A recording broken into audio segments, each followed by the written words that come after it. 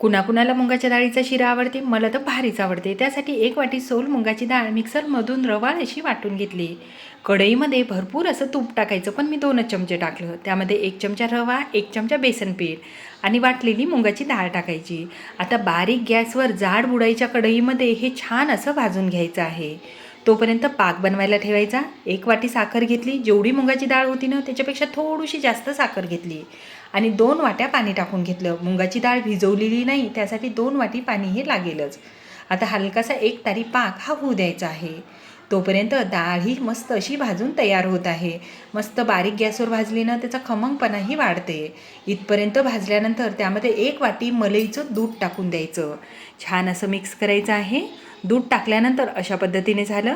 त्यानंतर तयार पाक तो त्यामध्ये टाकायचा आणि 1 वाटी काजू, बदाम जेवढे ड्रायफ्रूट्स घरात होते तेवढे अगोदरच माझ्या घरात पावडर वाटून होती, ती पावडर त्यामध्ये टाकली. वेलची टाकून घेतली. छान असं मिक्स करून घेतलं. त्यानंतर झाकण ठेवून बारीक गॅसवर होऊ द्यायचं. हे किती पातळसर होतं, आता छान असं घट्टसर झालेलं आहे. त्यानंतर अजून जेवढं तुम्हाला लागत असेल तेवढं भरपूर तूप यामध्ये घाला. मुगाच्या डाळीचा शिरा म्हटल्यावर भरपूर तूप आलंच, पण मी जेमतेम 1.5 चमचाच तूप यामध्ये घातलेलं आहे आत्ता.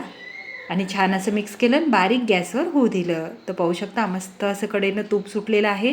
तर कमीत कमी तुपामध्ये खूपच मस्त असा हा शिरा बनवून तयार होते आणि हा खूपच झटपटही तयार होते. हात न दुखता, न डाळ भिजवता, अगदी जेव्हा तुम्हाला मन करेल खायचं तर अशा पद्धतीने शिरा बनवून खा. खूपच मस्त चविष्ट असा हा झालेला आहे.